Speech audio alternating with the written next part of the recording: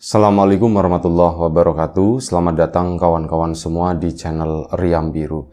Terima kasih banyak untuk kawan-kawan yang sudah berkenan hadir di channel ini, dan pada kesempatan kali ini ada satu cerita datang dari Mbak Yani di Jawa Tengah. Tidak menyebutkan lokasi tepatnya di mana. Mbak Yani itu menceritakan tentang satu pengalaman horor yang terjadi di tahun 2003. Jadi pada saat itu ada sebuah tragedi yang ramai diperbincangkan di kampungnya si Mbak Yani tersebut, yaitu salah satu warga sana ini melakukan mematikan diri sendiri. Kita pakai istilah itu aja ya, mematikan diri sendiri. Dan ya seperti itulah, ada kejadian begitu dengan cara yaitu menggantung badannya sendiri gitu ya. Gimana sih ya istilahnya, soalnya nanti rawan nih kalau misalnya nyebut kalimat-kalimat tertentu katanya. Jadi begitulah istilahnya, kawan-kawan pahamlah apa yang dimaksud gitu ya. Jadi kebetulan yang melakukan atau kejadian tersebut itu lokasinya tepat di samping rumahnya Mbak Yani, di mana di bagian belakang rumah itu hanya sekat tembok setinggi kurang lebih sekitar 2 meter.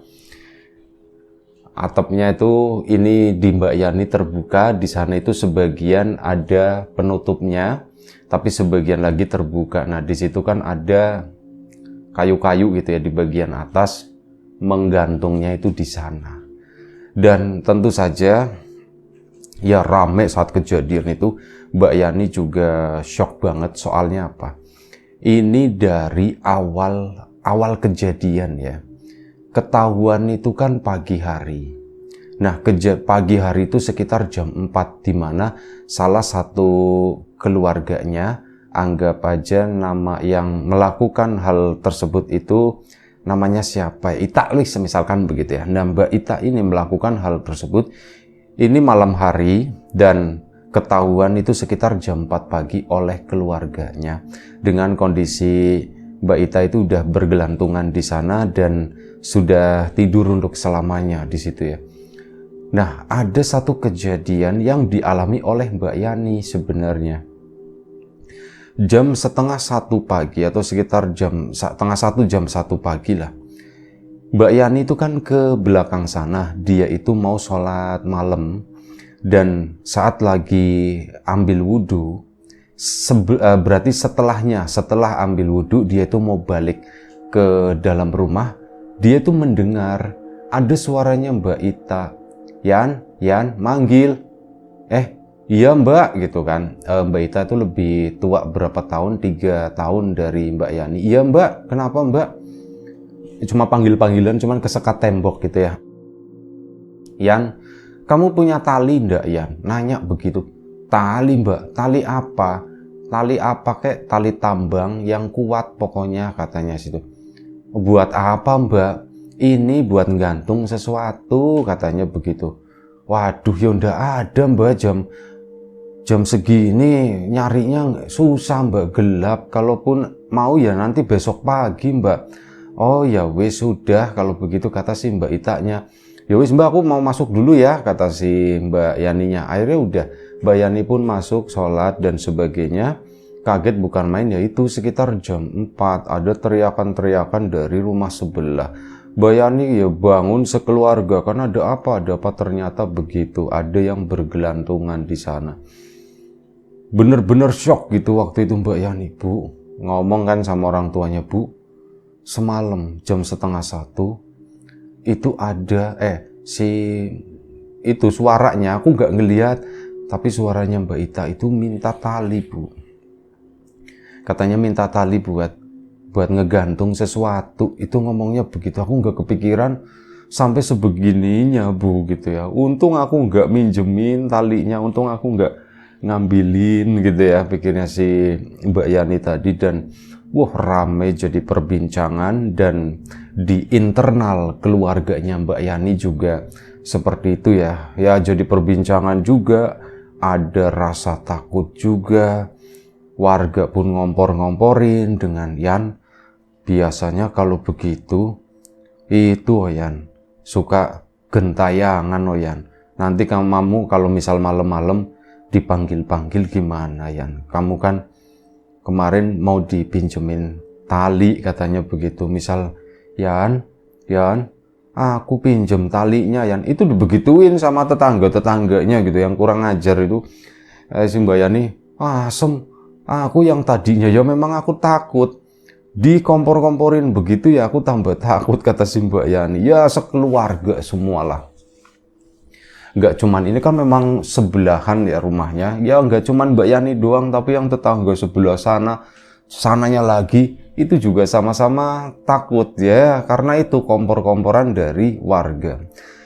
Sampai akhirnya malam hari itu ada acara ya, setelah kematian ya ada acara tahlilan dan sebagainya. Selama 7 hari itu ndak pernah ngalami hal-hal yang aneh. Wis pokoknya alhamdulillah banget. Oh berarti sudah tenang, wis mikirnya begitu ya. Oh berarti nggak ada apa-apa, wis lah tenang. Nah justru setelah 7 hari itu, di mana rumah tersebut itu udah mulai sepi. Nah si Mbak Ita tadi itu kan tinggal sama ada kakaknya sama adiknya. Nah mereka berdua itu nggak berani tidur di rumah itu. Akhirnya ngungsi di tetangga, di saudaranya di situ ya, untuk sementara waktu. Soalnya apa? Ya ada cerita juga dari mereka, katanya Mbak Ita kalau malam itu masih suka mondar-mandir, suka gelutak-gelutruk gitu ya di belakang rumah. Di situ kadang juga suka lewat sambil ketawa. Waktu itu lari, dia tuh Mbak Ita tuh lari sambil ketawa. Ini sore-sore menjelang maghrib, ini adiknya dua-duanya kayak gitu, padahal masih dalam rame ya, mau ada acara tahlilan dan sebagainya. Cuman menjelang waktu maghrib tadi itu lagi sepi-sepinya lah, orang itu lagi pada pulang dan sebagainya. Itu kayak gitu, dari depan lari ke belakang itu sambil ketawa. Ya adik-adiknya shock, akhirnya pada keluar dari rumah di situ. Banyak kejadian yang dialami oleh adik-adiknya di sana. Mbak Yani sendiri tidak terlalu tahu seberapa banyak gitu ya, karena udahlah aku nggak mau dengerin itu, soalnya nanti aku kepikiran, aku malah tambah takut, kata si Mbak Yani. Akhirnya sudah. Setelah 7 hari tadi, Mbak Yani itu kan udah mulai tenang gitu ya. Oh nggak ada apa-apa nih, udah enak nih. Nah malam harinya Mbak Yani itu berusaha, tadinya kan rajin sholat malam gitu, tapi karena ada kejadian tersebut Mbak Yani kalah mental. Akhirnya sudah, dia pun udahlah aku ndak berani gitu. Dia pun ya tidur dan bablas sampai pagi. Nah ini karena udah dirasa udah tenang dan rasa takut pun udah mulai hilang gitu ya, sedikit-sedikit. Mulailah aku mau sholat malam lagi, kata si Mbak Yani. Akhirnya biasa, seperti biasa ke belakang sana buat ambil wudhu. Cuman ya itu,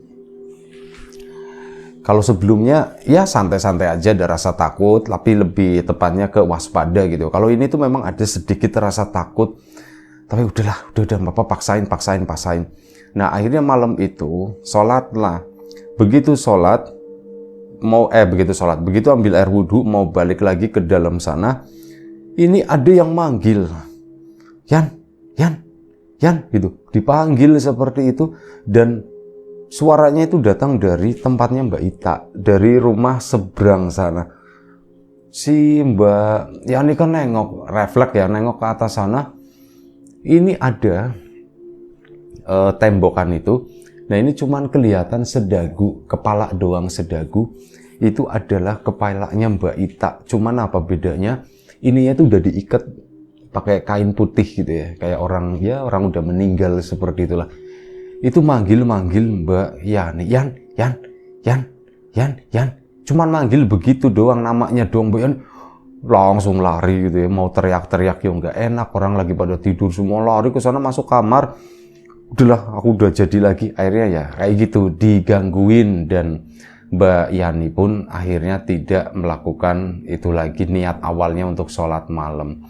Keesokan harinya takut terus sampai beberapa hari. ini udah bener-bener aku nggak mau, sementara ini aku nggak mau sholat malam dulu, soalnya aku takut aku nggak berani gitu.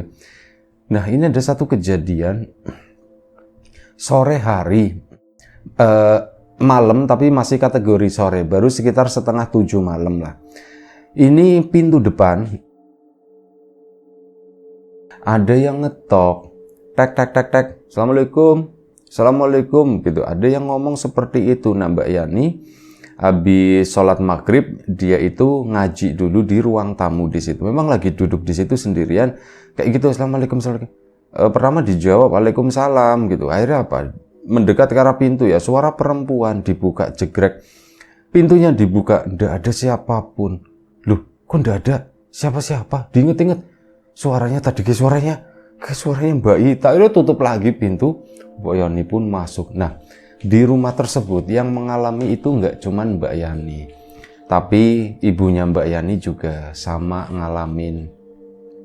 Waktu itu ibunya itu masih malam tapi kategori sore itu tadi, masih baru sekitar jam 7. Ibu itu lagi masakin buat bapak, dari tadi disuruh makan nggak mau, giliran lauknya habis dijambalin sama anak-anaknya.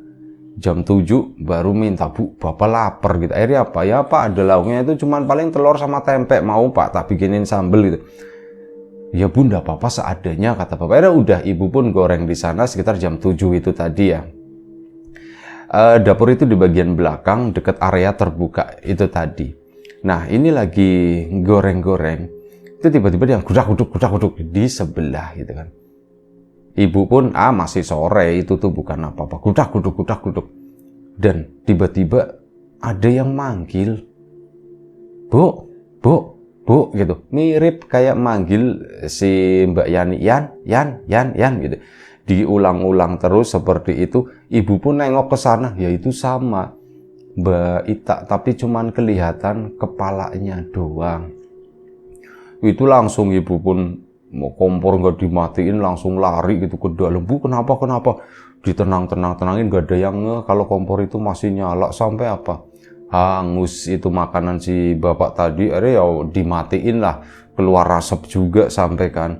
Ya hal-hal seperti itulah, kayak ya boleh dibilang keluarganya Mbak Yani itu termasuk yang kena teror, dirugikan juga, dan efeknya itu kayak berpotensi menimbulkan bahaya. Kayak tadi kompor itu lupa dimatiin sama itu kan bahaya ya, bisa merembet kemana-mana gitu. Tapi alhamdulillahnya bisa dimatikan. Nah pada suatu malam, lupa malamnya atau keesokan harinya, ini Mbak Yani malam hari misal jam 8 aja itu udah mulai takut ke belakang. Takutnya ya begitu ada apa-apa, dan ya dipaksa-paksa, mau gak mau karena memang butuh ke belakang dipaksa. Cuman ya alhamdulillah ndak apa-apa, sampai beberapa hari kemudian. Jadi terornya itu lama ya, sampai beberapa bulan loh. Dan itu tuh banyak banget, kayak dihitung itu susah. Mbak Yani itu juga nggak inget semuanya. Ini yang diceritakan itu yang ini aja yang serem-serem banget menurut si Mbak Yani. Dan pada suatu malam, ini udah lumayan cukup lama, teror itu udah lumayan cukup berhenti juga, dan Mbak Yani mungkin udah bosan juga, udah kepikiran begini, udahlah, aku kalau misal ditemuin sama Ita, aku mau ngomong, Mbak Ita tolong dong jangan gangguin aku gitu, aku tuh ada rencana mau ngomong seperti itu. Akhirnya sudah, Mbak Yani pun memberanikan diri ke belakang sana ya, karena ada kebutuhan itu tadi ya. Waktu itu jam 10 malam, ke belakang ke toilet, sikat gigi, cuci tangan, cuci kaki, dan sebagainya, siap-siap mau tidur. Saat keluar dari kamar mandi, si Mbak Yani itu melihat ada sebuah tambang, ada tali warnanya tuh kuning. Ini ngejulur ke bawah, berserakan itu panjang. Loh, ini tambangnya siapa? Mbak Yani pun udah dek, ini jangan-jangan ada hubungannya lagi sama Mbak Ita nih gitu kan. Ini loh, ada tambang seperti itu, panjang banget, ini tambangnya siapa? Mbak Yani pun jalan pelan-pelan, tiba-tiba itu apa? Tambang tadi itu kayak ketarik, serut, kayak orang makan mie, katanya makan mie yang diseruput begitu, serut. Dia itu ketarik ke sana, membentuk sesuatu, kata Mbak Ita. di pojokan di belakang rumahnya si Mbak Yani tersebut. Membentuk si Mbak Yani itu udah deket sama pintu, tetap bertahan melihat ke arah pojokan sana dan itu ngebentuk. Nah cuman kali ini tuh sosoknya tuh enggak banget, itu sosok pocong dan Mbak Yani itu tahu itu pocongnya siapa ya, pocongnya mirip dengan orang yang sudah meninggal, yaitu tadi si Mbak Ita. Di situ Mbak Yani pun karena saking ndak kuatnya, karena saking syoknya, ini adalah satu penampakan yang menurut Mbak Yani itu serem banget. Itu melihat sosok pocong, Mbak Yani pun pingsan. Pingsan di belakang, nggak ada, karena udah jam 10 ya, yang rumah keluarganya Mbak Yani itu di dalam itu juga mungkin udah pada istirahat. Jadi Mbak Yani pingsan di belakang. Kalau bahasa sininya tuh nggak ada yang ngonangi, nggak ada yang tahu, nggak ada yang ngerti kalau Mbak Yani itu pingsan di belakang. Jadi sampai bangun, Mbak Yani pun bangun sendiri dan waktu itu dia nggak lama, paling sekitar 10-15 menit lah, nggak terlalu lama. Mbak Yani bangun, ya dengan badan itu kotor karena jatuhnya kan ke tanah di situ ya. Ini kotor, kok aku begini, mana gelap, kepala pusing gitu kan, remang-remang. Di situ tuh masih ada yang berdiri. Ini bagian tanah, pokoknya bagian belakang rumahnya Mbak Yani itu ada, pokoknya kayu-kayu entah buat genteng atau apa di atas sana. Mbak Yani pun berusaha bangun begini, di depannya itu ada yang tergantung. Cuman yang tergantung itu wujudnya ya kayak bantal guling, wujudnya itu kayak pocong. Dia itu benar-benar tergantung itu di samping pintu, deket situlah pintu masuk. Mbak Yani, aku udah mau pingsan lagi, aku udah mau. Sampai jalan itu merangkak ke dalam. Nah di situ begitu sampai pintu, barulah dia teriak-teriak. Begitu teriak-teriak ya keluarganya pada bangun. Kenapa Yan? Kenapa Yan? Wah, ketakutan, nangis histeris ya Mbak Yani itu sampai malu katanya kalau ingat kejadian itu. Itu nangis sesenggukan, histeris. Wah, mau katanya. Aku itu takut banget, wah sumpah takut Pak, itu serem Pak, serem. Kamu kenapa ditanya sama. Akhirnya kan cerita kan Mbak Yani, Pak begini Pak gitu.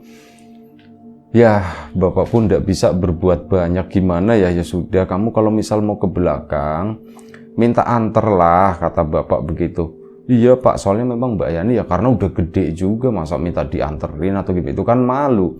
Nah setelah dibilangin sama Bapak seperti itu, udah kamu minta anter aja, jangan seperti itu. Dan akhirnya apa, Mbak Yani pun sempat ngobrol sama keluarga yang ditinggalkan, yaitu adik-adiknya. Ya dapat cerita seperti itu. Iya Mbak, itu Mbak, aku aja kesel Mbak katanya. Jadi adik-adiknya tuh pada kesel sama kakaknya, soalnya itu.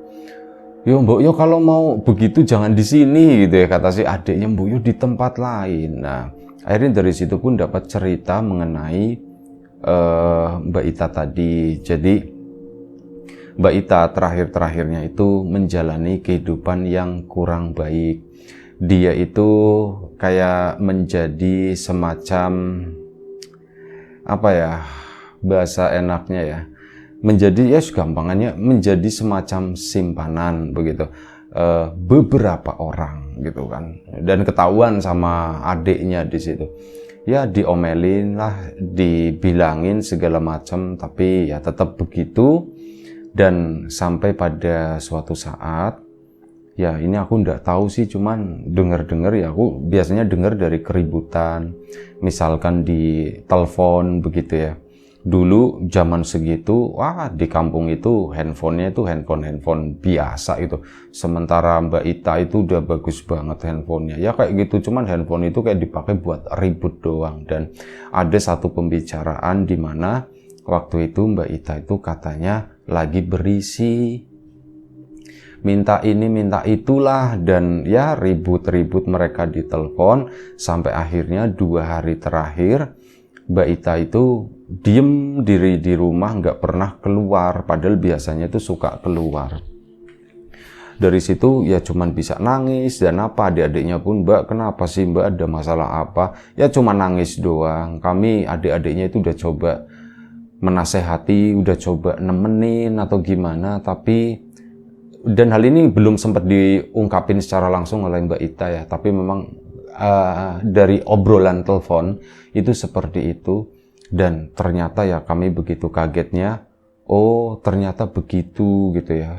Mbak Ita itu nekat sampai ke belakang sana. Nah, ini Mbak, kata si adiknya ya, cerita ke Mbak Yani, kami itu setiap, wah pokoknya kemarin-kemarin itu ya, bahkan sampai sekarang itu tuh masih, yaitu kan kamarnya Mbak Ita itu kamar yang belakang situ. Setiap malam kami di sini pasti kami mendengar ada suara orang nangis di situ. Ya nangisnya Mbak Ita itu setiap malam Mbak, dan itu tuh lama sampai berjam-jam katanya gitu. Saat masih hidup nggak selama itu, nangisnya cuma sebentar ya, tapi giliran udah nggak ada. Dari jam 1 nyampe jam 3 biasanya begitu. Dari jam 11 nyampe jam 2 itu kayak gitu nangis terus Mbak. Serem gitu. Kami nggak ngebayanginnya itu kalau misal ya Mbak Ita keluar itu kayak gimana ya. Dan kami sering melihat juga katanya Mbak Ita, kadang kelihatan itu lewat kaca, kata si itu salah satu adiknya.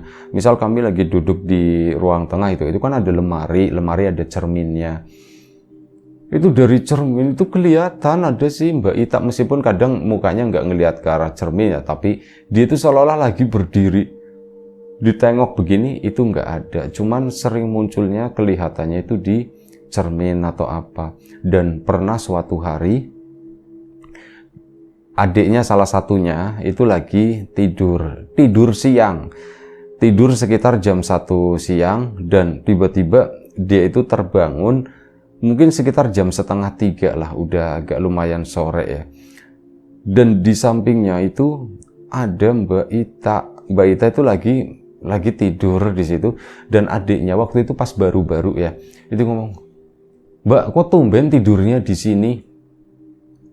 "Iya, soalnya Mbak, kan Mbak udah nggak hidup." Bilangnya tuh begitu. Ngomong yang bener Mbak, ngomong apa sih Mbak ini, karena masih ngantuk dan belum ngeh, padahal Mbak Ita waktu itu udah meninggal ya. Cuman adiknya itu belum nyadar. Setelah begini kelap-kelip ngeliatin ke arahnya Mbak Ita kok mukanya pucat ya, katanya begitu. Kok mukanya pucat begitu, terus ini kok ada bau-bau, mohon maaf ya, kayak bau-bau kotoran. Ini siapa sih gitu? "Mbak, ngentut ya Mbak ya?" gitu kan. Ditanya sama adiknya sih, "Mbak kentut ya?" Itu diem aja. Di situ baru nyadar. Si adiknya tadi langsung lompat, dia tuh baru ngeh kalau Mbak Ita itu udah nggak ada. Cuman begitu lompat ngeliat ke arah kasur itu udah nggak ada di sana, udah kosong lagi kasur tersebut. Ya seperti itu kejadian tiba-tiba ditemenin. Itu sering sama itu ya, mohon maaf ya, sering tercium bau, bukan bau amis atau bau apa, tapi lebih ke bau kotoran manusia. Katanya seperti itu. Itu sering banget di rumah sana, sama itu nangis. Nah, kalau yang kotoran, ini mohon maaf lagi, itu memang saat kejadian, itu kondisinya si itu, memang mengeluarkan itu tadi. Ya mungkin karena nahan gitu ya, akhirnya yang di dalam itu ya keluar semuanya, nggak usah diceritain panjang-panjang lah. Tapi memang tragis kejadiannya seperti itu. Dan ya Mbak Yani sendiri berusaha bertahan dengan kondisi tersebut, didukung sama keluarganya. Keluarganya itu ada yang melihat juga, ada yang bahkan gak pernah melihat dan menganggap ceritanya Mbak Yani itu cuman mengada-ngada, semua ngarang aja gitu. Orang aku aja ndak pernah, mana kalau ada ngomong tak mintain nomor, kata adiknya itu begitu bercandanya. Cuman ya itu salah satu adiknya itu nggak pernah ketemu, nggak pernah melihat apapun. Dan hal ini berlangsung hampir selama 4 bulan lamanya. Lumayan cukup mengganggu aktivitas di rumah, tapi ya alhamdulillahnya semua itu berangsur pulih, dan itu melibatkan banyak orang ya. Ya kayak disyaratin lah manggil orang pinter gimana gitu. Cuman rata-rata dari mereka sih bilang bisa, tapi ya buat terutama untuk keluarga si itu, kalau di keluarganya Mbak Yani sendiri nggak pakai sama itu, dan natural aja, organik aja. Ya cuman hilangnya itu sekitar 4 bulan. Itu aja satu cerita dari Mbak Yani yang semoga bisa menjadi teman kawan-kawan di kala akhir pekan, malam minggu ini ya. Kawan-kawan, selamat berakhir pekan. Terima kasih banyak atas waktunya, terima kasih banyak atas support dan dukungannya, apapun itu. Kawan-kawan subscriber, kawan-kawan membership, kawan-kawan yang udah kasih support dalam bentuk super thanks ke Riam Biru, terima kasih banyak. Kawan-kawan yang udah ngasih like, udah nge-share ke yang lainnya, kawan-kawan yang udah ninggalin komentar juga terima kasih banyak. Kawan-kawan yang kemarin sudah memesan bawang gorengnya juga terima kasih. Yang belum memesan ditunggu pesanannya. Yang sudah bertandang, yang sudah main nengokin di channel yang Mbah Warmo juga terima kasih. Baik, doa terbaik dari kami untuk kawan-kawan semua, semoga selalu diberi kemudahan dalam hal apapun, termasuk kemudahan dalam hal rizki. Yang sakit segera diberi kesembuhan, yang sehat tetap dijaga kesehatannya. Baik, sampai jumpa di episode selanjutnya Riam Biru. Jaga kesehatan kawan-kawan semua. Sekali lagi terima kasih banyak. Assalamualaikum warahmatullahi wabarakatuh.